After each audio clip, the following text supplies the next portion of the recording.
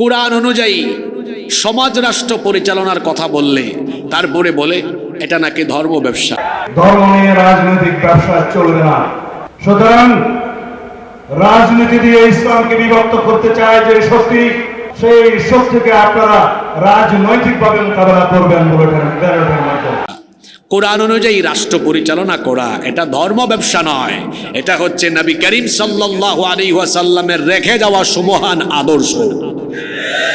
ধর্ম ব্যবসায়ীর পরিচয় আমরা জানি, যারা নির্বাচন আসলে মাথায় পট্টি দেয়, হিজাব দেয়, নির্বাচন আসলে মাথায় ধবধবে সাদা টুপি পাঞ্জাবি লাগায়, মাদ্রাসায় পীর সাহেবদের খানকায় যায়, হুজুরদের থেকে দোয়া নেয়, আর ইলেকশন চলে গেলে পরে টুপি পাঞ্জাবি খুলে ফেলে, যে হুজুরদের থেকে দোয়া নিয়েছে আবার সেই নিরপরাধ হুজুরদেরকে, নিরপরাধ আলেমদেরকে জেলখানায় ভরে ভরে রাখে।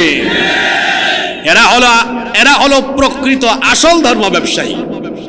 সিজনে সিজনে তার খুলস পাল্টায়, সুরত পাল্টায়। কিন্তু আমরা যারা মানুষদেরকে কোরআনের পথে ডাকি, আমরা কোনো দলের দিকে মানুষকে আকৃষ্ট করি না, আমরা কোনো নেতা নেত্রীর দিকে মানুষকে ডাকি না, আমরা মানুষকে ডাকি এক আল্লাহর দিকে, আর ডাকি খাতামুন নবিয়্যিন মুহাম্মাদুর রাসূলুল্লাহ সাল্লাল্লাহু আলাইহি ওয়াসাল্লামের আদর্শের দিকে। আমরা এছাড়া কোনো ব্যক্তি বা দলের অন্ধ আনুগত্য করি না, কারো দিকে মানুষকে ডাকিও। আলিফ লাম রা কিতাবুন আনজালনাহু ইলাইকা লিতুখরিজান নাসা মিনাদ-দুলুমাতি ইলান নূর।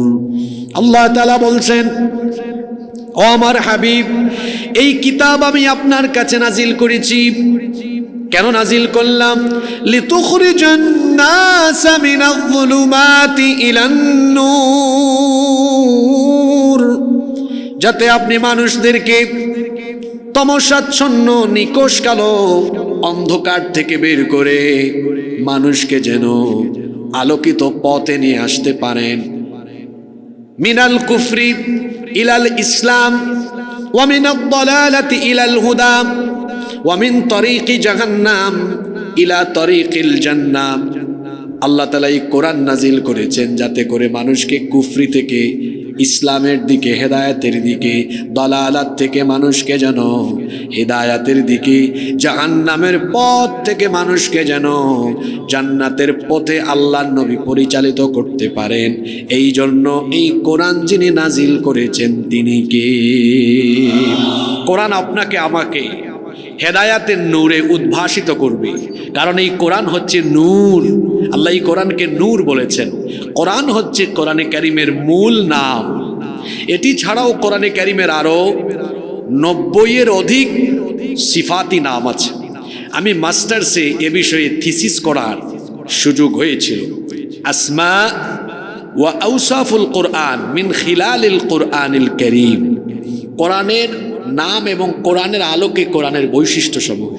আমি আমার থিসিসেও 90-এর বেশি নাম সেখানে কালেক্ট করে সন্নিবেশিত করেছিলাম। কোরআনে কারীমের অনেকগুলো সিফাতি নাম আছে, যেমন কোরআনের নাম হচ্ছে কারীম, কোরআনের নাম হচ্ছে হাকিম, কোরআনের নাম হচ্ছে মাজিদ, কোরআনের নাম হচ্ছে শিফা, কোরআনের নাম হচ্ছে ফুরকান। এরকম 90-এর অধিক গুণবাচক নাম আছে। তার মধ্যে একটি নাম হচ্ছে নূর। কোরআনের একটি নাম হলো নূর। আল্লাহ এই কিতাবকে নূর বলেছেন, আলো বলেছেন। অন্ধকার জায়গায় আপনি একটি লাইট বা বাতি জ্বালালে যেমন সেই লাইট অন্ধকার জায়গাকে আলোকিত করবে, ঠিক তেমনি ভাবেই কোরআন আল্লাহ দিয়েছেন মানুষ তার জীবন, তার সভ্যতা, তার পরিবার, তার সমাজ, তার রাষ্ট্র, এক কথায় গোটা পৃথিবীকে আল্লাহর দেওয়া হেদায়াত দিয়ে আলোকিত পথে আসার জন্য এই কোরআন দিয়েছেন কি? এজন্য আল্লাহ এই কিতাবকে নূর বলেছেন। কোরআনুল কারীমের 4 নম্বর সূরা সূরাতুন নিসা এর 174 নম্বর আয়াতে আল্লাহ তাআলা বলছেন, ইয়া আইয়ুহান নাসু ক্বাদ জাআকুম বুরহানুম মির রাব্বিকুম ربكم وأنزلنا إليكم نورا مبينا আল্লাহ তাআলা বলছেন, হে মানব জাতি, তোমাদের কাছে এসেছে বুরহান। আল্লাহ এখানে নবীকে বুরহান বলেছেন। তোমাদের রবের পক্ষ থেকে এসেছে বুরহান। ওয়া আনজালনা ইলাইকুম নূরাম মুবিনা, আর তোমাদের প্রতি এই কোরআনকে প্রকাশ্য নূর হিসাবে যিনি নাজিল করেছেন, জোরে বলেন তিনি কে? এটি এমন এক কিতাব, যেই ব্যক্তি কোরআনে কারীমের সংস্পর্শে আসবে তার জীবন আলোকিত হয়ে যাবে।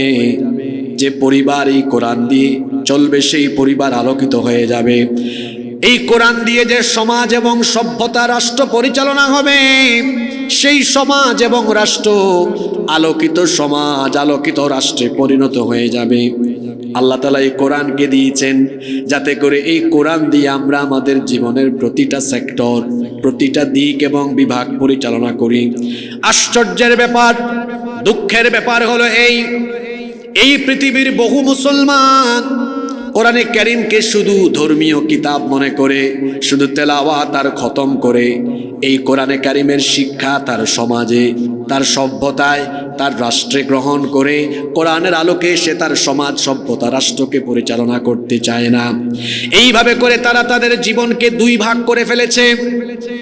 এক ভাগ করেছে তারা ধর্মীয় নীতি, ধর্মীয় রীতিনীতির ক্ষেত্রে কোরআন গ্রহণ করে, আর তারা তাদের সমাজ সভ্যতা পরিচালনায় কোরআনকে বাদ দিয়ে তাগুত কিংবা শয়তানের দেখানো পথ বা মতকে গ্রহণ করে নিয়েছে।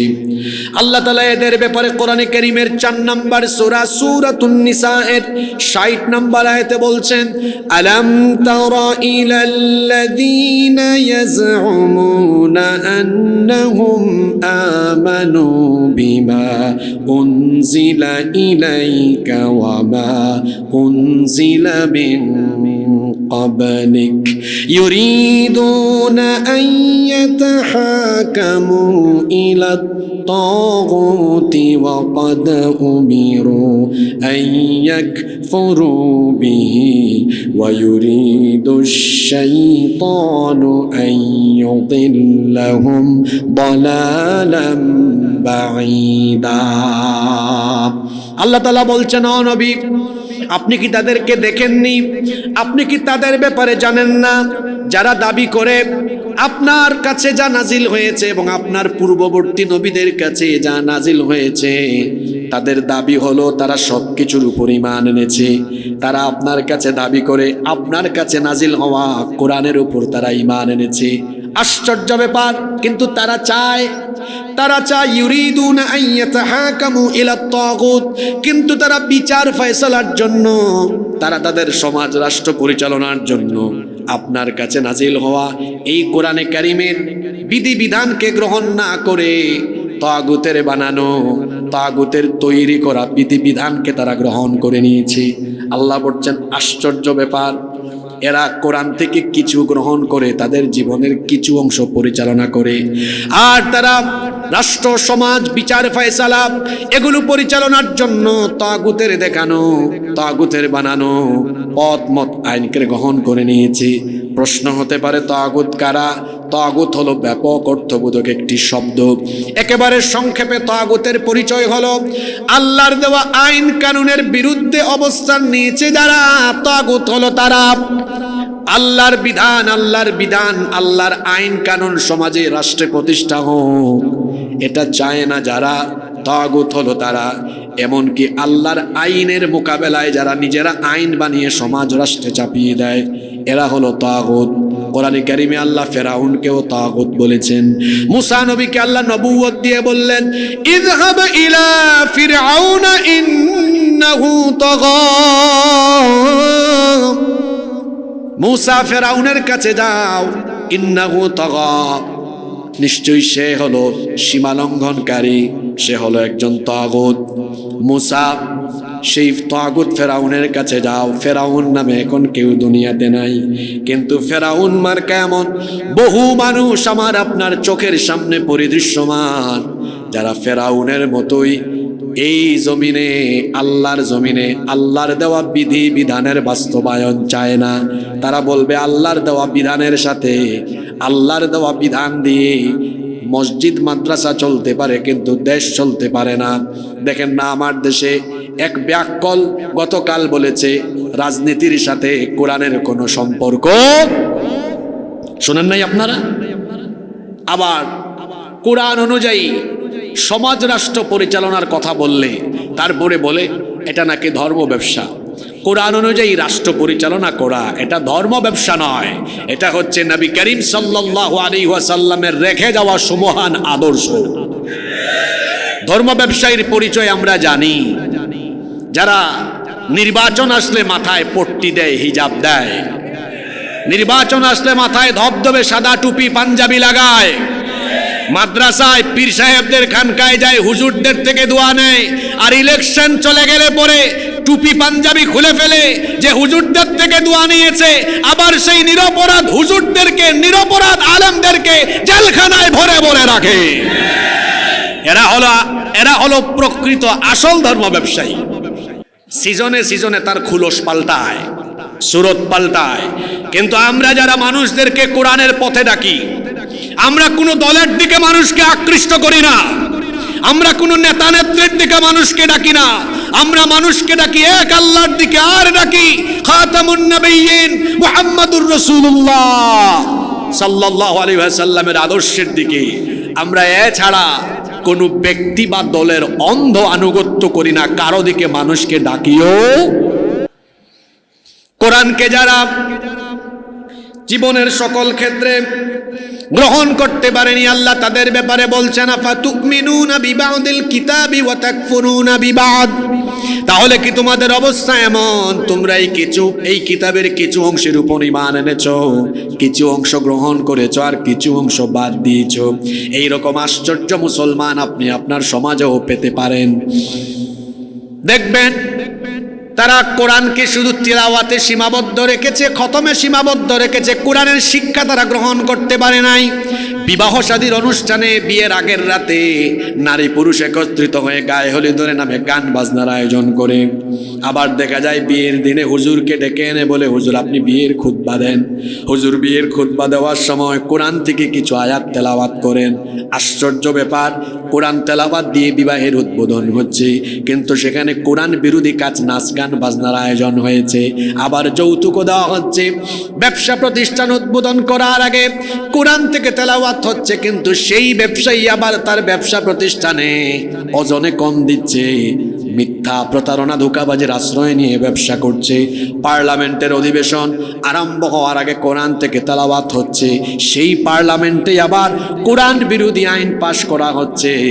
এইভাবে করে সকল জায়গায় কোরআন তেলাওয়াত ঠিক রেখে কোরআন বিরোধী কাজ করছে যারা, ইমানদার নয়, ইমানদার নামে মুনাফিক হলো তারা। মুনাফিক এটি হলো আল্লাহর সৃষ্টির সবচাইতে নিকৃষ্ট সৃষ্টি। মুনাফিককে চিনাও যায় না। কেউ যদি বলে হুজুর আমি হিন্দু দেখবো, অসংখ্য হিন্দু দেখবো, কোথায় যাব? বলবো ভাই আপনি ভারতে চলে যান, কোটি কোটি হিন্দু আছে দেখবেন। কেউ যদি বলে হুজুর আমি খ্রিস্টান দেখবো, কোথায় যাব? আমেরিকা ইংল্যান্ডে যান। কেউ যদি বলে হুজুর আমি বৌদ্ধ দেখবো, কোথায় যাব? চীনে যান, মিয়ানমারে যান। কেউ যদি বলে আমি ইহুদি দেখবো, কোথায় যাব? বলবো ইসরায়েলে যান। এখন কেউ যদি প্রশ্ন করে বসে হুজুর আমি মুনাফিক দেখতাম, কোন দেশে যাইতাম? বলেন মুনাফিকের কোনো দেশ আছে? মুনাফিক দেখতে হলে কোথায় যাবেন? না না, বাংলাদেশে যাবেন কেন আপনি? এই কানাইঘাটেই মুনাফিক পাবেন। দেখবেন এখানেও বহু মানুষ মুসলমানের সুরত ধারণ করে মুনাফিক সেজে বসে আছে, তলে তলে ইসলাম আর মুসলমানদেরকে জবাই করে। যেখানে মুসলমান আছে সেখানে মুনাফিক। কোরআনের আইন চায় না যারা, কোরআনের বিধিবিধান সমাজে প্রতিষ্ঠা হোক এটা চায় না যারা, ইমানদার নামের মুনাফিক হলো তারা। আপনি এদেরকে ফাইন্ড আউট করতে পারবেন। মসজিদে যদি ইমাম সাহেব জুমার দিনে বয়ান করেন, সম্মানিত মুসল্লিবৃন্দ, আমাদের এই মসজিদ আল্লাহর আইনে চলবে, কোরআনের আইনে চলবে। সভাপতি, সেক্রেটারি, ক্যাশিয়ার, মুসল্লি সবাই হাত তুলে বলবে হুজুর আমরা আপনার সাথে আছি, আমরা একমত। আল্লাহর আইনে, কোরআনের আইনে আমাদের মসজিদ চলুক। হুজুর যদি খুশি হয়ে পরবর্তী পয়েন্টে বলেন যে আল্লাহর আইনে মসজিদ চলবে, যে আল্লাহর কোরআনের আইনে মসজিদ চলবে, সে আল্লাহর দেওয়া আইনে সমাজ চলবে, দেশ চলবে। দেখবেন একটু আগে হুজুরের ওই কথায় আল্লাহর আইনে মসজিদ চলবে, সেই কথায় একমত হয়ে হাত তুলেছিল যারা। হুজুর যখন বলবেন কোরআন দিয়ে সমাজ চলবে, দেশ চলবে, একটু আগে যারা হাত তুলেছিল তারা আবার দেখবেন হুজুরের চাকরি খাওয়ার জন্য তখন উঠে পড়ে লেগে যাবে। বুঝলাম না, একটু আগে তারা হুজুরকে খুব বাহবা দিল, হুজুর আমরা একমত আছি। এখন যখন হুজুর বলবে কোরআন দিয়ে সমাজ চলুক, দেশ চলুক, বলবে হুজুর আপনি রাজনীতির কথা কেন বললেন? এটা কি রাজনীতির কথা? জোরে বলেন, এটা কি রাজনীতির কথা? এটা তো রাজনীতির কথা নয়। এই কোরআনে সব আছে, তিবিয়ানাল লিকুল্লি শাই। আল্লাহ অন্য আয়াতে বলেছেন মা ফাররাতনা ফিল কিতাবি মিন শাই। কোনো কিছু আল্লাহ এখানে বাদ দেন নাই। আপনার অর্থনীতি, সমাজনীতি, রাষ্ট্রনীতি, রাজনীতি সব কিছু কেমনে চালাতে হবে সব কিছুই কোরআনে কারিমে খুলে খুলে যিনি বয়ান করে দিয়েছেন। জুড়ে বলেন তো তিনি কে? আল্লাহর দেওয়া এই নীতিমালা, এই বিধিবিধান গ্রহণ করতে পারবে না যারা মুমিন নামের মুনাফিক, তারা রব্বুল আলামিন কোরআনুল কারীমের 4 নম্বর সূরা সূরাতুন নিসা এর 61 নম্বর আয়াতে জন্য বলেছেন ওয়া ইযা কিলা লাহুম তাআলাউ ইলা মা আনজালাল্লাহু ওয়া ইলার রাসূলি রাআইতাল মুনাফিকিনা ইয়াসুদ্দুনা আনকা সুদুদা। আল্লাহ তাআলা বলছেন আর যখন তাদেরকে বলা হয় আল্লাহ যা নাজিল করেছেন ফিরে এসো আল্লাহর বিধানের দিকে আর রাসূলের তরিকার দিকে, ও নবী এই কথা বললে পরে দেখবেন রাআইতাল মুনাফিকিনা ইয়াসুদ্দুনা আনকা সুদুদা। মুনাফিকেরা তখন পাশ কাটিয়ে চলে যায়, তারা আল্লাহর কোরআনের আইনকে গ্রহণ করতে চায় না। কারণ কোরআনের আইন গ্রহণ করলে তাদের নিজেদের বানানো আইন কানুন, নিজেদের বানানো মত পথ, এগুলো অনুযায়ী তারা সুবিধা করতে পারবে না বলে এই দুনিয়াতে শয়তানের পথ গ্রহণ করেছে যারা। আল্লাহর আইন প্রতিষ্ঠা হোক চায় না তারা। দেখেন না আপনারা বাংলাদেশে ইদানিং কালে নতুন করে আবার চেতনা ব্যবসায়ীদের আমদানি করতেছে। ধর্ম আর মুক্তিযুদ্ধের চেতনাকে বিপরীতমুখী করে দাঁড় করিয়ে এই জাতিকে বিভক্ত করার অপচেষ্টা আর করবেন না। কারণ এই বাংলাদেশের মানুষ দেখেছে মুক্তিযুদ্ধের চেতনা আর ধর্মকে বিপরীত মুখে দাঁড় করিয়ে চেতনার ব্যবসা করতে গিয়ে চরমভাবে এই ব্যবসায় ক্ষতিগ্রস্ত হয়ে যারা এই ব্যবসায়ী ছিল তারা আজ দেশ ছেড়ে জামাতের সাথে পালিয়ে গিয়েছে।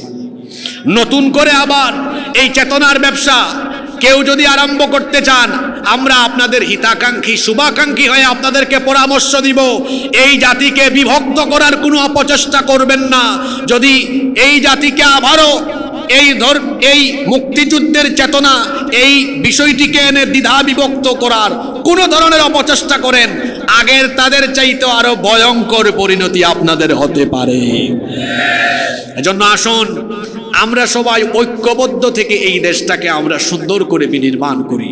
আল্লাহ কোরআন আমাদেরকে দিয়েছেন আমাদের সমাজ এবং রাষ্ট্রকে আল্লাহর দেওয়া বিধিবিধানের আলোকে সুন্দর করে সাজাবার জন্য। এই কোরআনের আলোকে যদি একটি রাষ্ট্র গঠন হয়, সেই রাষ্ট্র একটি আলোকিত রাষ্ট্রে পরিণত হবে ইনশাআল্লাহ। কেন একটি রাষ্ট্রে কোরআনের আইন দরকার? আজকে আমরা এই বিষয়ের উপরে কথা বলবো ইনশাআল্লাহ। আমি আপনাদের সামনে পয়েন্ট ওয়াইজ কয়েকটি পয়েন্ট তুলে ধরছি। কেন আল্লাহর আইন দরকার, কোরআনের আইন দরকার, এর 10টি কারণ কোরআন সুন্নাহ থেকে আপনাদের সামনে তুলে ধরবো ইনশাআল্লাহ। নিরপেক্ষ মন মগজ নিয়ে শুনবেন, তারপরে নিজেরাই সিদ্ধান্ত নেবেন। যদি দেখেন আল্লাহর আইনে সমাজ রাষ্ট্র পরিচালিত হলে লাভ আছে, তাইলে আমরা সবাই একমত হয়ে যাব এবং এর পক্ষে আমরা সবাই অবস্থান করে কাজ করব ইনশাআল্লাহ। কেন আল্লাহর আইন রাষ্ট্র ব্যবস্থায় দরকার? নাম্বার 1, প্রথম কারণ হলো মানুষের বানানো আইনে ত্রুটি বিচ্যুতি থাকে, দুর্বলতা থাকে, জটিলতা থাকে, কিন্তু আল্লাহর আইনে কোনো ত্রুটি নাই, ভুল নাই, দুর্বলতা নাই, জটিলতাও নাই। কারণ মহামহিয়ান আল্লাহ তিনি হচ্ছেন সকল প্রকার ভুল ত্রুটি দুর্বলতা এবং অক্ষমতা থেকে মুক্ত। সেই আল্লাহ তাআলা মানুষের জন্য যে আইন বানিয়েছেন, এই আইনে কোনো ভুল নাই। আমরা যারা মানুষ, আমরা তো প্রায় সময় বলি মানুষ মাত্রই ভুল।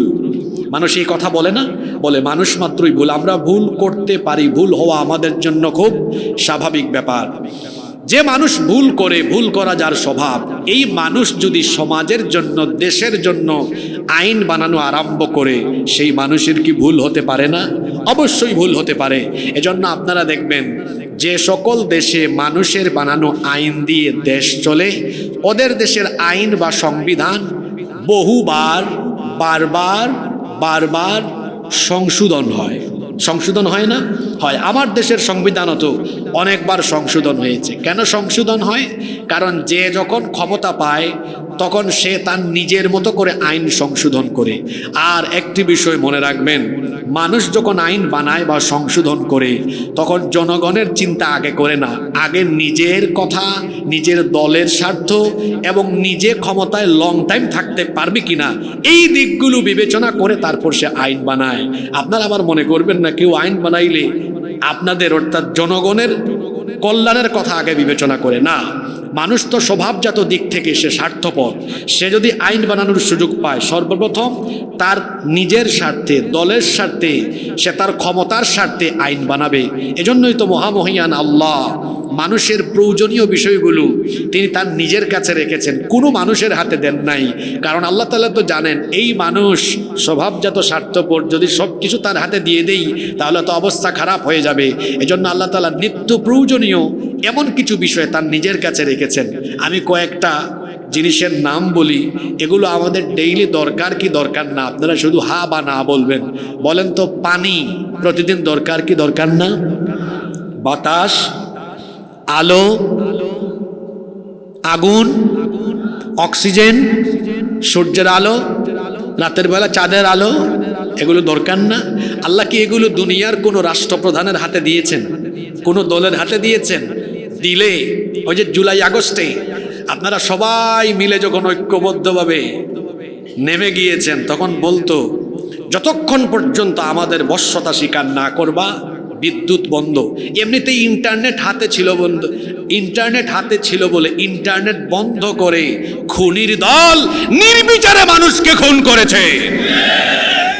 আর যদি সূর্য, চন্দ্র এগুলো হাতে থাকতো, বাতাস, এরপরে আগুন, পানি, এগুলো যদি হাতে থাকতো তাহলে কি হইতো চিন্তা করে দেখেন।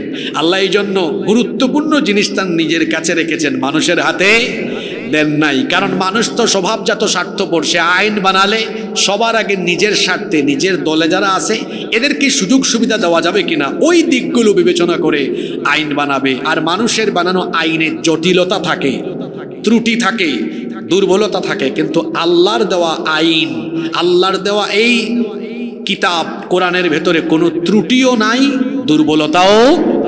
এজন্য আল্লাহ তাআলা কোরআনে কারীমের শুরুতেই বলেছেন, যালিকাল কিতাবু লা রাইবা ফীহি হুদাল লিল মুত্তাকিন। This is the book, the most authentic and original book in this world, whereof there is no doubt about it. এটা এমন কিতাব যার মধ্যে কোনো প্রকার সন্দেহ নাই। মানুষ তো ভুল করে, এজন্য দেখা যায় ভুল ত্রুটি দুর্বলতা থাকায় আইন সংবিধান সংশোধন করে। কিন্তু আপনারা বলেন তো, আল্লাহর দেওয়া এই কিতাব ১৫০০ বৎসর আগে নাজিল হয়েছে, আজ পর্যন্ত কোরআনে কারীমের হরফ তো দূরের কথা, একটা নোক্তাও কি পরিবর্তন সংযোজন বিয়োজনের দরকার হয়েছে? কিয়ামত পর্যন্ত দরকার হবে? হবে না। সুতরাং কানাইঘাটের মানুষ মনোযোগ দিয়া হুনুক্কা।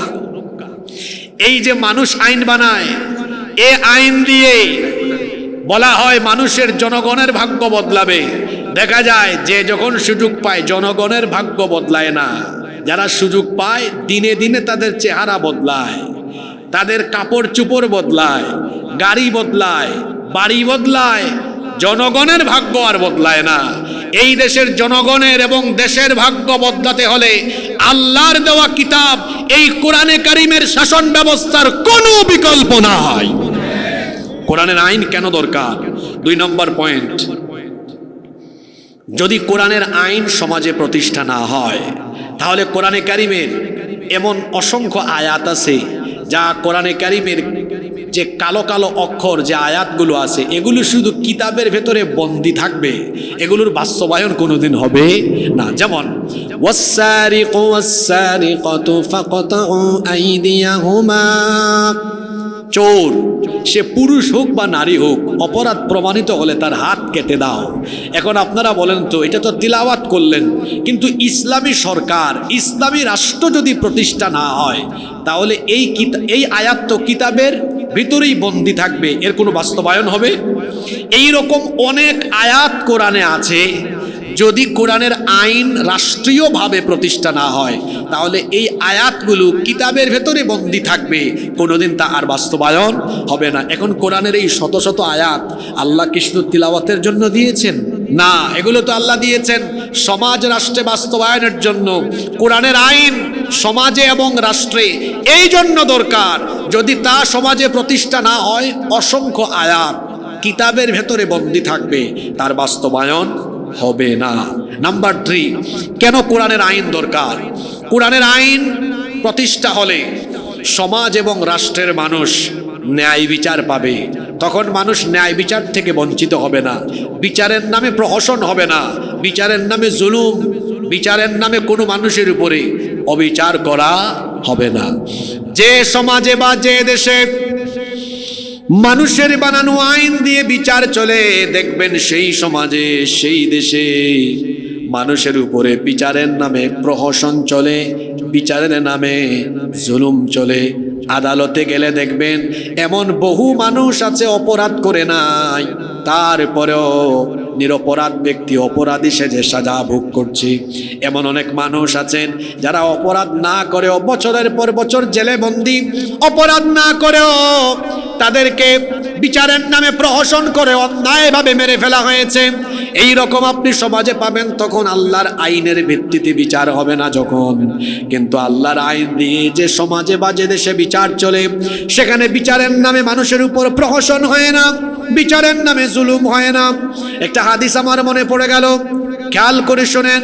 আল্লাহর নবীর সময়ে, আল্লাহর নবী তো তিনি 10 বছর মদিনা রাষ্ট্র কোরআন দিয়ে পরিচালনা করেছেন। আল্লাহর নবীর সময়ে মাখজুমিয়া গোত্রের কুরাইশে একজন নারী চুরির অপরাধে তাকে আদালতে সুপর্দ করা হলো। এই মহিলা ছিলেন অত্যন্ত নামি দামি এবং সম্ভ্রান্ত বংশের মহিলা। তাকে যখন আদালতে সুপর্দ করা হলো, তখন সকল সাহাবায়ে কেরাম মদিনায় আলোচনা আরম্ভ করেছেন, এত নামি দামি বংশের এই মহিলা, তাকে চুরির অপরাধে ধরা হলো। এখন যদি আল্লাহর নবী বিচার করতে গিয়ে এই মহিলার ব্যাপারে হাত কাটার রায় দিয়ে দেন, তাহলে এই বংশের কোনো ইজ্জত থাকবে না, এই বংশের কোনো সম্মানই থাকবে না। সাহাবায়ে কেরাম চিন্তা করছেন আল্লাহর নবীর কাছে সুপারিশ করা দরকার, যাতে করে এই মহিলার বিচারের রায় দেওয়ার সময় রায় একটু হালকা করে দেওয়া হয়। কিন্তু নবীজির কাছে কে সুপারিশ নিয়ে যাবে? কারো কোনো সাহস হয় না। সাহাবায়ে কেরাম উসামা ইবনু যায়েদ রাদিয়াল্লাহু আনহুকে বললেন, হে আমাদের ভাই উসামা, আল্লাহর নবী তোমাকে বড় মহব্বত করেন, তিনি তোমাকে বড় ভালোবাসেন, নবীজির কাছে সুপারিশ নিয়ে যাও। এই নামি দামি সম্ভ্রান্ত বংশের মহিলার ব্যাপারে রায় দেওয়ার সময় আল্লাহর নবী যেন বিচারের রায় একটু হালকা করে দেন। হযরতে উসামা ইবনু যায়েদ রাদিয়াল্লাহু আনহু আল্লাহর নবীর কাছে সুপারিশ নিয়ে গেলেন। এই কথা শোনা মাত্রই আল্লাহর নবীর অবস্থা এমন হলো, আসমান যেন তার মাথায় ভেঙে পড়ার উপক্রম হয়ে গেল। আল্লাহর নবী সঙ্গে সঙ্গে সাহাবীদেরকে ডেকে বললেন, ও আমার সাহাবীরা, শুধুমাত্র নামি দামি সম্ভ্রান্ত বংশের মহিলা হওয়ার কারণে এই মহিলার ব্যাপারে বিচারের রায় হালকা করে দেওয়ার সুপারিশ তোমরা আমার কাছে পাঠালে, এমন দুঃসাহস কি করে তোমরা দেখাতে পারলে?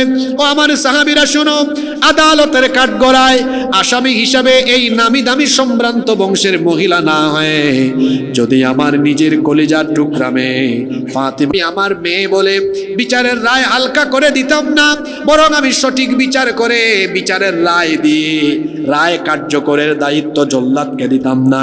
কারণ জল্লাদ মনে করবে যে রাষ্ট্রপ্রধানের মেয়ে, আমি রায় কার্যকর করতে গিয়ে একটু হালকা করে দেই। বিচারের রায় কার্যকর করতে গিয়ে জন্য আমি জল্লাদের হাতে দায়িত্ব না দিয়ে আমার নিজের মেয়ে হলেও বিচারের রায় দেওয়ার পরে আমি বাপ হয়ে আমার নিজের মেয়ের হাত নিজেই কেটে ফেলতাম। আপনারা সুবহানাল্লাহ কইতা নাই? আপনারা এই ঘটনা এখানে মনোযোগ দেওয়া হুঞ্চুন নেই। হ্যাঁ, আল্লাহ রসুল হইরা আমার মেয়ে হইল কোনো সার নাই। এটা হইল ইসলামী বিচার, এটা হইল কোরআনের বিচার। যে সমাজে যে দেশে কোরআনের বিচার থাকে, অপরাধী সে যেই হোক তার কোনো ছাড় নাই। আর যে সমাজে যে দেশে কোরআনের আইন দিয়ে বিচার হবে না, সেখানে নিজের ছেলে মেয়ে হলে তার চুরি মাফ, তার দুর্নীতি মাফ, নিজের দলের লোক হলে পরে 7 খুনও মাফ। দেখেন না অনেক সময় তার নিজের দলের লোককে ধরে নিয়ে যায়, ফোন করে, এই ওসি কারে ধরেছো? এটা আমার লোক, তাড়াতাড়ি ছাড়ো।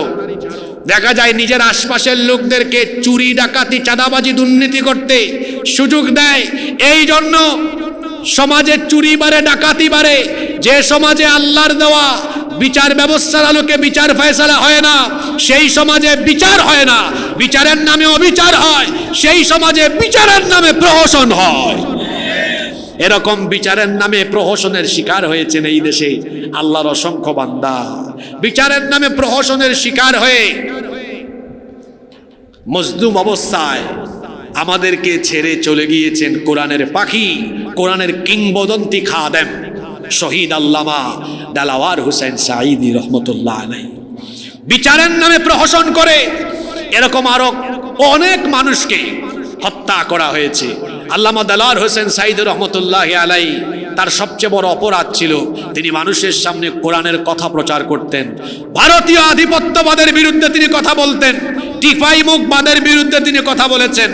ভারতীয় আধিপত্যবাদের বিরুদ্ধে কথা বলায় ভারতের পা চাটা সেই সরকার ভারতকে খুশি করার জন্য তাকে জেলখানায় ঢুকিয়ে ফাঁসির রায় দিয়ে যখন অন্যায়ভাবে হত্যা করতে চেয়েছিল, জনগণের রোষানলে পড়ে যখন সেটা করতে পারে নাই, অন্যায়ভাবে তাকে কারান্তরীণ করে দীর্ঘ কয়েক বছর রেখে তারপরে চিকিৎসার নামে তাকে অন্যায়ভাবে হত্যা করা হয়েছে। এই দেশে আপনার বাপের বিচার যদি 50 বছর পরে হয়, কোরআনের কিংবদন্তি খাদেম, বাংলা ভাষাভাষী, পৃথিবীর সকল বাংলা ভাষাভাষী মানুষদের হৃদয়ের স্পন্দন শহীদ আল্লামা দেলাওয়ার হোসেন সাঈদীর হত্যার বিচারও এই দেশের মাটিতে এদেশের মানুষ করেই ছাড়বে ইনশাআল্লাহ। সম্মানিত কানাইঘাটবাসী, শুধু আল্লামা দেলাওয়ার হোসেন সাঈদী নয়, তিনি ছাড়াও এই দেশের হাজার হাজার লক্ষ লক্ষ মানুষ বিচারের নামে প্রহসনের শিকার হয়েছেন।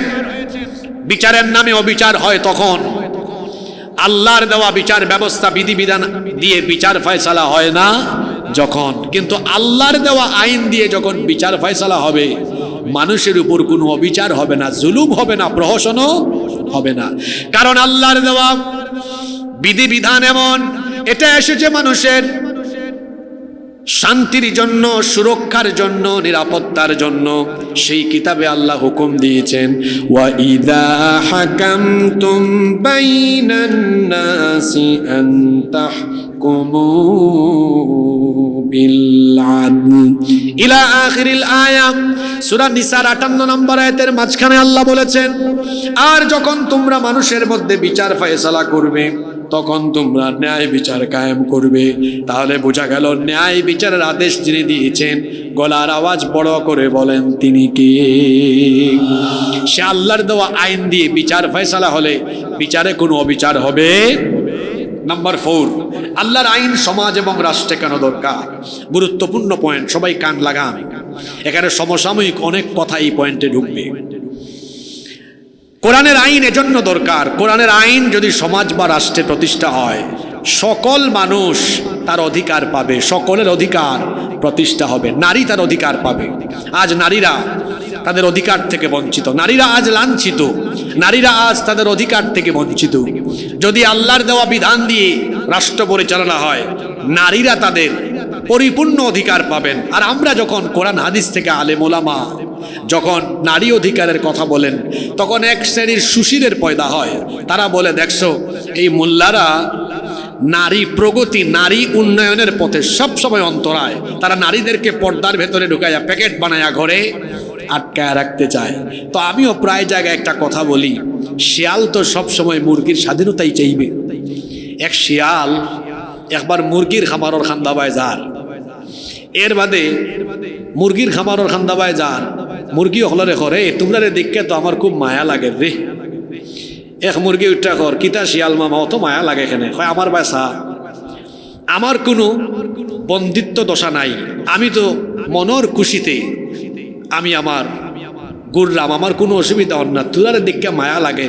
তোরার মালিক যেগু এগুলো নেট দিয়া বেড়া দিয়া আর না গড়ের ভিতরে হারায় তোমরা রাখি দিছে, তোরাও যদি আমার লাখান হইতে, তোরা আমার লাখান স্বাধীন থাকলো। এক মুরগি উঠিয়া কর যে মামু তোমার মতলব আমরা বালা করি বুঝি রে বা, আমরার মালিকে যদি আমরা রে নেটর ভিতরে আর গড়ের ভিতরে দেয়ালের ভিতরে হারাইয়া না রাখতা, তোমার লাখান স্বাধীন করে দিলাইতা, তুমি সুযোগ পাইয়া আমরা খালি দল্লায়নে আর খাইলায়নে। শিয়াল যেমন মুরগি খাওয়ার জন্য মুরগির স্বাধীনতা চায়, ঠিক তেমনি চরিত্রহীন লোকেরা নারী স্বাধীনতার নামে নারীদেরকে বেপর্দা বানিয়ে তাদের চোখের সামনে বের করে নারীদেরকে লাঞ্ছিত করার, ধর্ষণ করার ব্যবস্থা করতে চায়। ইসলাম নারীকে পর্দার মাধ্যমে সুরক্ষার ব্যবস্থা করেছে। ইসলাম নারীর পরিপূর্ণ অধিকার দিয়েছে। আল্লাহর আইন প্রতিষ্ঠা হলে নারী তার অধিকার পাবে, শ্রমিক তার ন্যায্য অধিকার পাবে। এমনকি এই দেশে হিন্দু, বৌদ্ধ, খ্রিস্টান, অন্যান্য ধর্মাবলম্বী সকল মানুষ তারা তাদের পরিপূর্ণ অধিকার পাবেন, তারা এই দেশে নিরাপদভাবে বসবাস করতে পারবেন। আজ 5ই আগস্টের পরিবর্তিত পরিস্থিতিতে পাশের দেশ থেকে বলা হচ্ছে বাংলাদেশে মৌলবাদের উত্থান হয়েছে, জঙ্গিবাদের উত্থান হয়ে গিয়েছে, এদেশে আর অমুসলিম যারা আছে তারা নিরাপদে থাকবে না। তো আমরা বলি মায়ের চাইতে মাসির দরদ হয়ে গেছে বেশি। আমার দেশের হিন্দু, বৌদ্ধ, খ্রিস্টান, অমুসলিমেরা তারা কি করে থাকবে, এটা আমার দেশের মানুষ, সরকার যতটা না চিন্তা করে তারা আরো বেশি চিন্তা করতেছে, খুব দরদ হয়ে গিয়েছে। আমরা এই দেশের অমুসলিম ভাই বোনদেরকে বলতে চাই, আপনাদের টেনশনের কোনো কারণ নাই, ওদের পাতানো ফাঁদ বা খপ্পরে পড়ার কোনো কারণ নাই। কারণ এই দেশে আল্লাহর আইন যদি প্রতিষ্ঠা হয়ে যায় তাহলে আপনাদেরও চিন্তার কোনো কারণ নাই। মায়ের কোলে শিশু যেমন নিরাপদ, তেমনি ইসলামী রাষ্ট্র ব্যবস্থায় মুসলমানদের কাছে অমুসলিমরাও নিরাপদ। আল্লাহ তাআলা আমাদেরকে কত সুন্দর করে শিখিয়েছেন। কোরআনে কারীমের 60 নম্বর সূরা মুমতাহিনা এর 8 নম্বর আয়াতে আল্লাহ বলছেন, লা ইয়ানহাকুমুল্লাহু আনিল্লাযীনা লাম يقاتلوكم في الدين ولم يخرجوكم من دياركم أن تبروهم وتقسطوا إليهم إن الله يحب المقسطين। আল্লাহ তাআলা বলছেন, দিনের ব্যাপারে যারা তোমাদের বিরুদ্ধে যুদ্ধে জড়ায়নি এবং যারা তোমাদেরকে ঘর বাড়ি থেকে বিতাড়িত করেনি, সেই সকল মুসলিমদের ব্যাপারে তোমাদের দায়িত্ব হলো তাদের সাথে তোমরা সদাচার করবে, সম্মানজনক আচরণ করবে এবং তাদের উপরে কোনো জুলুম করবে না। আল্লাহ তাআলা বলছেন, অমুসলিমদের প্রতি আমাদের দৃষ্টিভঙ্গি হবে আমরা তাদের উপর জুলুম করব না, অবিচার করব না এবং আমরা তাদের সাথে অসম্মানজনক কোনো আচরণও করব না। আল্লাহ বলছেন, অমুসলিমদের প্রতি সদাচরণ করো, তাদের সাথে খারাপ আচরণ করো না। এমনকি আল্লাহ অন্য আয়াতে বলেছেন, অমুসলিমদের দেবতা বা উপাস্যকে গালি দিও না। তুমি যদি তার দেবতা বা উপাস্যকে গালি দাও তাহলে এমনও হতে পারে সে তোমার আল্লাহকে অজ্ঞতাবশত গালি দিয়ে বসবে। অন্য ধর্মের উপাস্যদেরকেও গালি দিতে আল্লাহ নিষেধ করেছেন। এমনকি আল্লাহর নবী নিষেধ করেছেন অমুসলিমদের উপাসনালয়ে হামলা চালাতে, যেখানে ইসলাম আমাদেরকে এত সুন্দর দীক্ষা দিল। অমুসলিমদের ধর্মীয় উপাসনালয়ে হামলা চালানো যাবে না, হামলা করা যাবে না। অমুসলিমদের দেবতাকে বা উপাস্যকে গালি দেওয়া যাবে না, তাদের উপর জুলুম করা যাবে না। অমুসলিম ভাই বোনেরা দেখেন, অনেকে আছে আপনাদেরকে বলে আমরা নাকি জঙ্গিবাদী, আমরা নাকি সন্ত্রাসী। ইসলাম কায়েম হয়ে গেলে জঙ্গিবাদের উত্থান হয়ে সন্ত্রাসবাদ কায়েম হয়ে আপনারা মুসিবতে পড়বেন, এটা সম্পূর্ণ ভুল কথা। বরং ইসলাম যদি কায়েম হয়ে যায়, অমুসলিম যারা আছে তারাও অনেক বেশি নিরাপদে থাকবে। আজ পাশের দেশ থেকে বলা হচ্ছে যে এই দেশে জঙ্গিবাদের উত্থান হয়ে যাচ্ছে, মৌলবাদ কায়েম হয়ে যাচ্ছে। আমাদেরকে জঙ্গি বলার আগে আয়নায় নিজেদের চেহারা দেখো, কারণ তোমাদের স্বভাব চরিত্র আমাদের জানা আছে। আমরা তো কখনো এই দেশে কোনো অমুসলিমদের উপাসনালয় দখল করে মসজিদ বানাই নাই। এমনকি ভারতবর্ষ আমার পূর্বপুরুষরা 750 বছর শাসন করেছেন, কোনোদিন কোনো ধর্মের উপাসনালয় দখল করে তারা মসজিদ বানাননি। কিন্তু যারা আমাদেরকে এখন জঙ্গি বলে, তারা এমন জঙ্গি, তারা এমন সন্ত্রাসী, তারা আমাদের শত শত বছরের ঐতিহ্য বাবরি মসজিদ দখল করে রাম মন্দির বানিয়ে গোটা দুনিয়ার 200 কোটি মুসলমানদের কলিজায় আগুন ধরিয়ে দিয়েছে। এরা আবার আমাদেরকে সাম্প্রদায়িক সম্প্রীতির সবক দেয়। সাম্প্রদায়িক সম্প্রীতির সবক তারা আমাদেরকে দেয়।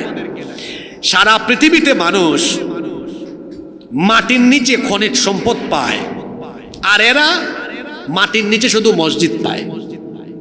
কথা শুনতেছেন? তারা মাটির নিচে, মসজিদ না, মাটির নিচে মন্দির পায়। মাটির নিচে কি পায়? মন্দির পায়। কি শয়তান চিন্তা করেছেন? আমাদেরকে তারা সাম্প্রদায়িক সম্প্রীতির সবক দেয়। নিজেদের চেহারা আয়নায় দেখো। সিকিমে, হায়দ্রাবাদে, গুজরাটে, কাশ্মীরে তোমরা কি করেছো তা তাম দুনিয়ার মানুষ জানে। এখন গুজরাটের কসাই নরেন্দ্র মোদী যখন আমাদেরকে এই সাম্প্রদায়িক সম্প্রীতির সবক দেয়, তখন আমাদের হাসি পায়। আর তার দেশের সকল মিডিয়া 5ই আগস্টের পর থেকে আমার দেশের বিরুদ্ধে এক নাগারে মিথ্যাচার, বদনাম রটিয়ে যাচ্ছে। বলা হচ্ছে সেখানে এই দেশে নাকি হিন্দুদের ঘর বাড়ি জ্বালিয়ে পুড়িয়ে দেওয়া হচ্ছে। অথচ বাস্তব কথা হলো এই দেশে হিন্দু সহ অমুসলিমরা জামায়া ধরে আছে। তাদের দেশে সংখ্যালঘু হিসাবে মুসলমানরা সেখানে কি ভারতে খুব আরামে আছে না বিপদে আছে? কথা বলেন আপনারা, খুবই বিপদে আছে। আর তারা আমাদেরকে সাম্প্রদায়িক সবক দেয়। এমনকি তাদের মিডিয়াগুলোতে দেখবেন কি পরিমাণ আক্রমণাত্মক কথাবার্তা বলা হয় এবং উত্তেজনাকর কথা বলা হয়। আপনারা জানেন এই যে রিপাবলিক বাংলা একটা চ্যানেল আছে, ময়ূখ রঞ্জন, ব্যাং যেমন লাফায় সেও তেমন লাফায়। তারপরে ডিসপ্লেতে বাংলাদেশের মানচিত্র এনে বলে, এই যে বাংলাদেশের চিকেন স্ন্যাক চট্টগ্রাম, রংপুর, সিলেট, এটাকে আমরা আলাদা করে ফেলবো, এটাকে আমরা দখল করে ফেলবো। হ্যাঁ ময়ূখ রঞ্জন, সিলেট তোর বাপ দাদার দখল করিলে।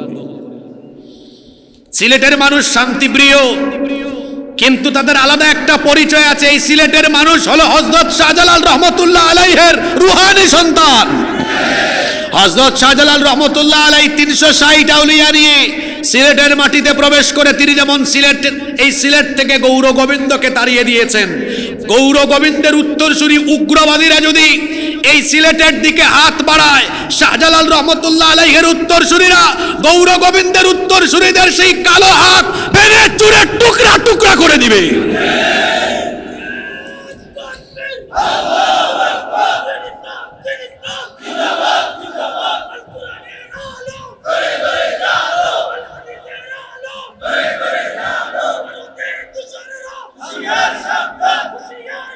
আপনার স্লোগান বন্ধ করুক, কায়রার ব্যাটারির চার্জ যেসান গেছে ওসান আমি হারাইয়া দিয়ে গে। তারা মনে মনে ভাবরা ভারত অত বড় দেশ, আমরা তাকে 30 গুণ বড়, ইটার লগে আমরা বড় ভাই মনে। দেখুন মানে তারা ওই যে মাঝখানে দেখলাম তারা সব টিভি চ্যানেল খর বাংলাদেশের মিলিটারি কম, তারার জনসংখ্যা কম, তারার সাবমেরিন কম, তারা যুদ্ধ জাহাজ কম। মানে হেরা বইয়া নিউজ রুমে বইয়া হিসাব করে, আর আমরা সকলতা কম। তারার কাছে সবটা আছে, আপনার কাছে তেমন কিছু নাই। ব্যাকলর ফাল হল হিসাব নিকাশ আপনার কাছে থাকি নেও। এটা যদি আপনার আলোচনা ইন্টারনেটও শুনেন, তে আমরা কই মৌ নো আমরা কাছে থাকি হিসাব কিতা আছে আমাদের কাছে আগে বুঝো। সবচেয়ে বড় কথা হইলো আমাদের ইমান আছে, তোমরা ইমান নাই।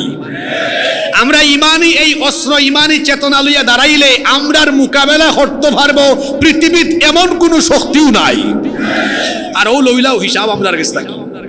কোরআন শরীফের 8 নম্বর সূরা, সূরা আনফাল, আয়াত নাম্বার 65। আয়াত নাম্বার কত দেখো কা, মুসলমান হল কোনো যুগ সংখ্যা দিয়া বিজয়ী হইছেন না। মুসলমান হল বিজয়ী হইছেন কোয়ালিটি দিয়া, কোয়ান্টিটি দিয়া মুসলমান বিজয়ী হইছেন না। বিজয়ী হইছেন কোয়ান্টিটি দিয়া না, কোয়ালিটি দিয়া। হৌকাছেন বদরের মাঠো আমরার মুসলমান হলর সংখ্যা কম আছিল না বেশি আছিল? মাত্র 313। এই 313 জনের সুব খাইয়া 1000 গেছেন বাক্যা। খন্দকর যুদ্ধত কাফির হলর সম্মিলিত বাহিনী আছিল কত? 10,000। মুসলমান হলর সংখ্যা আছিল কত? মাত্র 3000। শেষ বাগ্যা গেছেন। কোনোদিনও আমরা সংখ্যা দিয়া বিজয়ী হয়েছি না, আমরা বিজয়ী হয়েছি কোয়ালিটি দিয়া, ইমানের কোয়ালিটি আর আল্লাহর সাহায্য পাইয়া। সুবহানাল্লাহ। হোকা ও আল্লাহ হইরা ইয়াকুম মিনকুম 20 সাবিরুনা ইয়াগলিবু 200।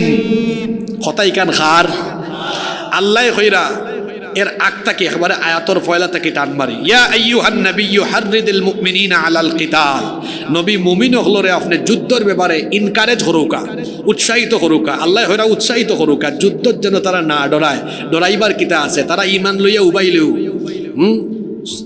ইমান লইয়া উবাইলেও কাফির হলরে সুপ দেওয়ার দায়িত্ব তারার নাই, আমার। সুবহানাল্লাহ। 313 জন লইয়া আল্লাহ নবী যখন বদরের মাঠে উবাইছিলা, আল্লাহ কিতা কইছেন যে আমি আল্লাহ ফেরেশতা পাঠাইয়া সাহায্য করবো। আল্লাহ কি সাহায্য করছেন না? আল্লাহ যে সাহায্য করছেন, কাফির মুমিন উভয়ের জবান থেকে আমরা হলিয়াউকা আল বিদায়া ওয়ান নিহায়া এবং রাহিকুল মাখতুমর মাঝেও এই ঘটনাটা আইছে। আবু জেহেলের ফুয়া ইক্রিমায় খর, ইক্রিমার কথাই কান, তার কথা আপনার সামনে আমি তুলিয়া ধরলাম। খর বদরের মাঠো আমরা তো 1000 বাহিনী লইয়া খুব খুশি হইয়া আগাইলাম যে 313 জনে শেষ করে ফেলাই দিলেন।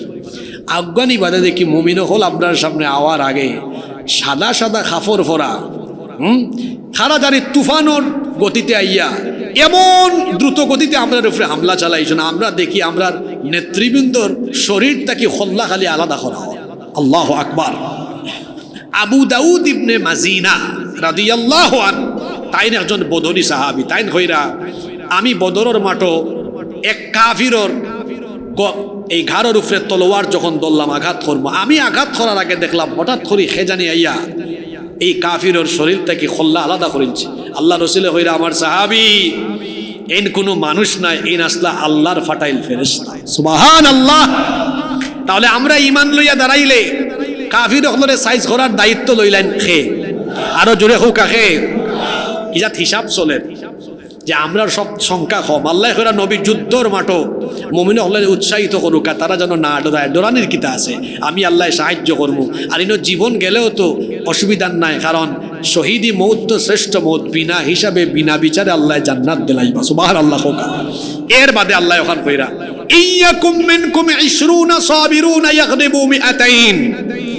ইমানের উপরে ইস্তেকামত থাকা মুমিনের সংখ্যা যদি হয় 20 জন, আমি আল্লাহ যুদ্ধের সময় তাদের গায়ে এত শক্তি ঢেলে দিব 200 জন কাফিরকে তারা মোকাবেলা করে পরাজিত করে দিবে।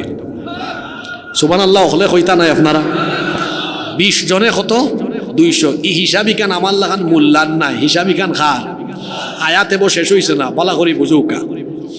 ওয়া ইয়াকুম মিনকুম আলফান ওয়া ইয়াকুম মিনকুম মিআতুন ইয়াগলিবু আলফাম মিনাল্লাযিনা কাফারু। আর মুমিন হলর সংখ্যা যদি মাত্র 100 হয়, 1000 কাফিররে তারা আড়াইতে পারবা। হিসাব খান মনে রাখলে তোরা একটু কষ্ট করে জবাব দেওয়া চান। 20 জনে কত আছিল? 200। আর 100 জনে এবলা ভাগ করুকা দেখ, মানে ভাগ ফল 1 হয়। 1000 ভাগ 100 সমান কত? 10। 200 ভাগ 20 সমান কত? তাইলে এই আয়াত থেকে বোঝা গেল আল্লাহ হইরা যে যুদ্ধের সময় একজন মুমিন 10 গুণ শক্তিশালী হয়। সুবহানাল্লাহ হইতা নাই? আচ্ছা, জুলাই আর আগস্ট মাসও আমরা এই ছাত্র ভয় নিগন্তরা তো কোনো অস্ত্রও আসিল না, কিন্তু এরা যখন দাঁড়াইছে গুল্লি হইরাও হরাইল যায় না।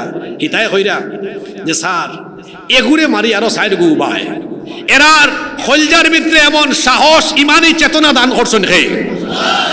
এই আয়াত ভালো করে মনে রাখবেন মুসলমান, মুমিনদেরকে আল্লাহ তাআলা যুদ্ধের সময় 10 গুণ শক্তিশালী করে দেন। আজ উগ্রবাদীরা আমাদেরকে হুমকি দেয় আর হিসাব করে, তোমাদের হিসাব আর আল্লাহর হিসাব শুনে রাখো। আমরা এই দেশে 18 কোটি মানুষ, 14 কোটি মুসলমান, এটা কোয়ান্টিটিতে 14 কোটি। আর যুদ্ধের মাঠে আমরা দাঁড়ালে, ইমান নিয়ে দাঁড়িয়ে গেলে এই কোয়ান্টিটির কোয়ালিটি হয় 14 কোটি গুণ 10 সমান কত? 100 মাতন না কেন 140 কোটি। 100 হিবায় তারা 130 কোটি, এর মাঝে 30 কোটি আমরা। এখন মারুকা 30 কোটি গুণ 10 সমান কত? 300 কোটি। অর্থাৎ লম্বা লম্বা লাল লাল মরিচ ফাটা ফুটাইলর মাঝখানে ঢুকাইয়া গসলে আর তাকারি না ফালিশ হয়ে যায়, একবারে এবলা থেবলা হয়ে যায়। ফাটা ফুটাইলর মাঝখানে মরিচ হারাইলে জেলা একবারে এবলা থেবলা আর ফালিশ হয়ে যায়। উগ্রবাদী হিন্দুদেরকে আমরা বলতে চাই, আমার দেশের মানচিত্রের উপরে যদি কেউ কুনজর দেয়, 14 কোটি মুসলমান 140 কোটির কোয়ালিটি নিয়ে 140 গুণ শক্তি নিয়ে যখন দাঁড়াবে, ওইদিকে আমাদের 30 কোটি ভাই যখন দাঁড়াবে, পাটা পুতাইলের মাঝখানে ঢুকলে লাল মরিচের অবস্থা যা হয়, উগ্রবাদীদের পরিণতি তাই হবে। আর ভারত আমাদের সাথে জীবনেও পারবে না। কেন পারবে না? নাসাই ইবনে মাজাহ শরীফের হাদিস, সাউবান রাদিয়াল্লাহু আনহু হাদিসের বর্ণনাকারী সাহাবী, আল্লাহর রাসূল বলছেন, ইসাবাতান মিন উম্মতি আহরাজাহুম আল্লাহু মিনান নার। আমার উম্মতের দুটি দলকে আল্লাহ তাআলা জাহান্নাম থেকে মুক্তি দিয়েছেন, এই দুই দলকে আল্লাহ তাআলা জান্নাত দিয়ে দিবেন। সুবহানাল্লাহ পড়েন, জোরে বলেন তো কয় দল? তাহলে যে দুই দলে থাকলে জান্নাত পাওয়া যায়, সুযোগ থাকলে এই দুই দলের ভেতরে চান্স নেওয়ার দরকার আছে না নাই? এক দলের পরিচয় হলো ইসাবাতুন তাগজুল হিন্দ, যারা হিন্দুস্তানের বিরুদ্ধে যুদ্ধে অংশ নিবে। এই যুদ্ধে অংশ নেওয়া প্রতিটি মুসলমানকে আল্লাহ জাহান্নাম থেকে মুক্তি দিয়ে দিবেন। 1500 বছর আগের হাদিস, আল্লাহর নবী বলেছেন, হিন্দুস্তানের বিরুদ্ধে যুদ্ধে অংশ নেওয়া, ভালো করে শুনেন, শহীদ হওয়া না, অংশ নিলেই জাহান্নাম থেকে মুক্তি দিবেন কে?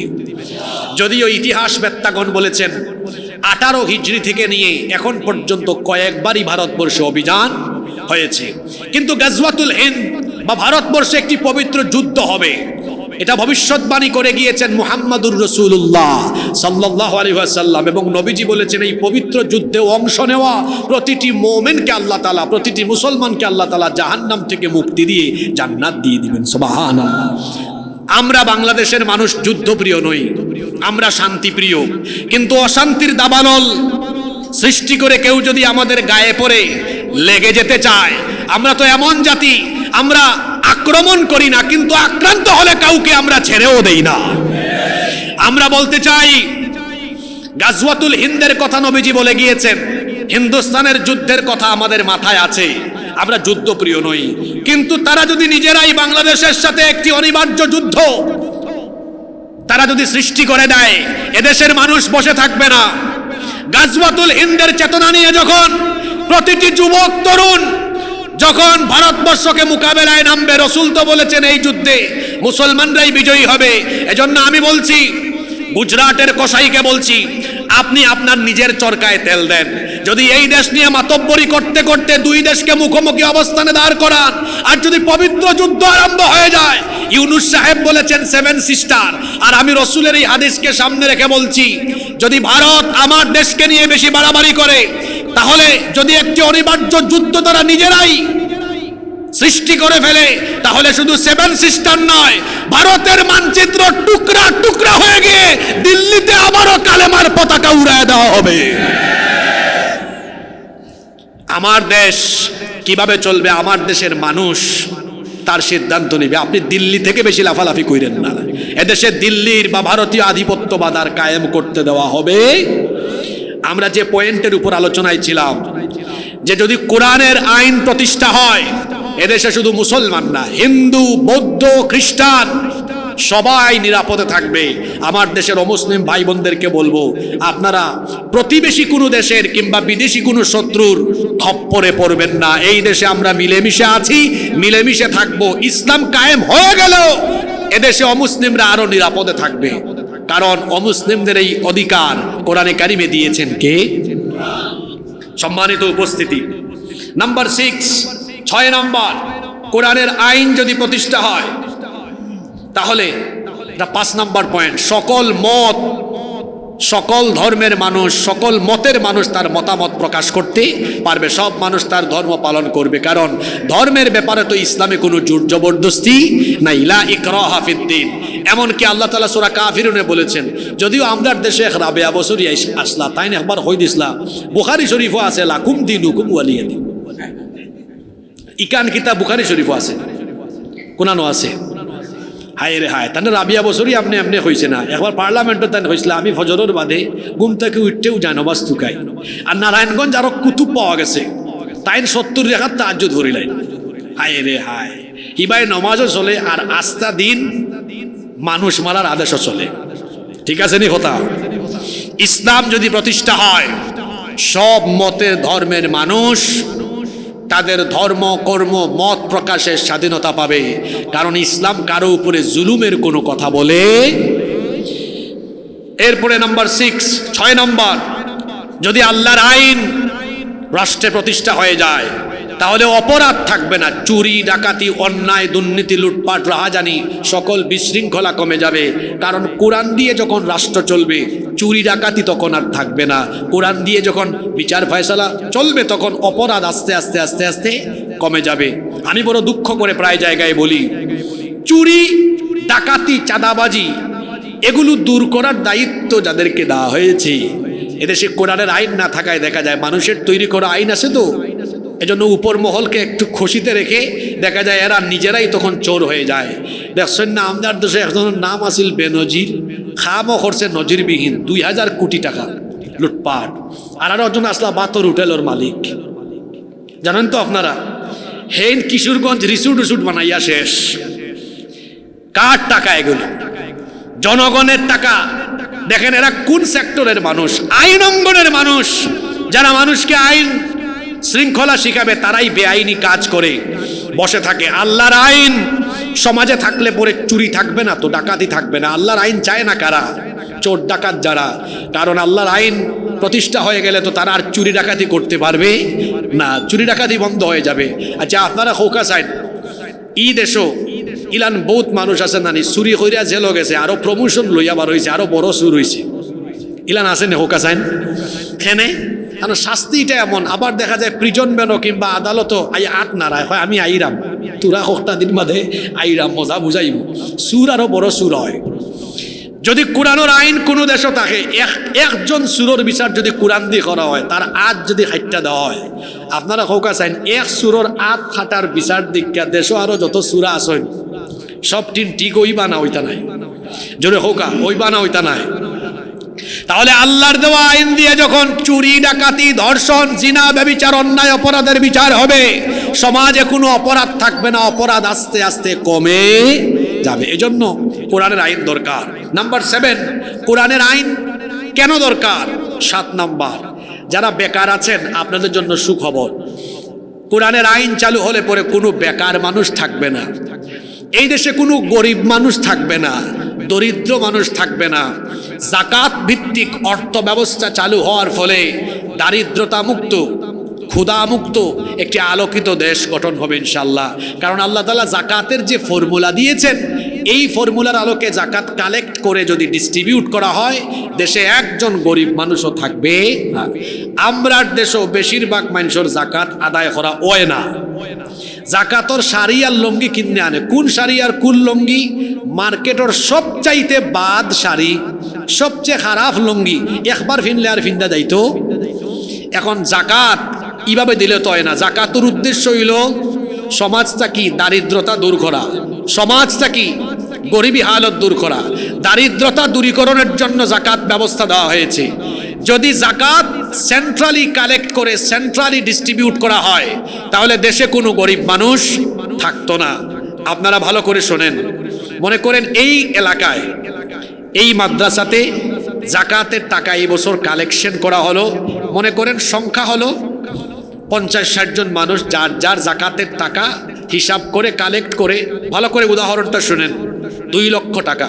আপনারা হুন্ডানি সবে এই পয়েন্টটা খুব গুরুত্ব, কি বুঝা জটিল হয়ে যেতে পারে। আমি একটা উদাহরণ দিই। মনে করুক এই দেশ জাকাত মন্ত্রণালয় থাকি ইসলামী সরকার কায়েম হইলে আর কি, মনে করুক এই বছর জাকাত কালেকশন করা হইল সারা দেশ থাকি 1,40,000 কোটি টাকা, যদিও আরো বহু গুণ বেশি পাওয়া যাইব। আমি হিসাবটারে ছোট রাখলাম জাস্ট আপনারা বুঝাইবার সুবিধার লাগে। 1,40,000 কোটি টাকা।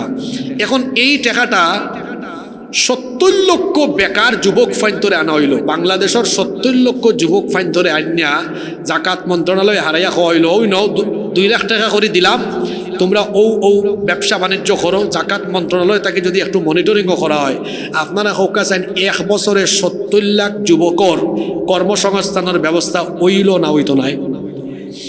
প্রতি বছর যদি 70 লক্ষ হয়, আমি তো ছোটখাটো হিসাব দিয়ে বুঝাইছি, হোক আসেন ওলান যদি 10 বছর সরকারে জাকাতর টাকা উঠাইয়া বেকারত্ব দূর করার লাগে ইলান প্রজেক্ট হাতে নিয়ে জাকাতর টাকাগুলা বেকারত্ব দূর করার লাগে কাজে লাগায়, আপনারা বালা করে বুঝা হোক আসেন 10 বছর বাদে ই দেশও একজন গরিব মানুষ পাওয়া যাইবনি।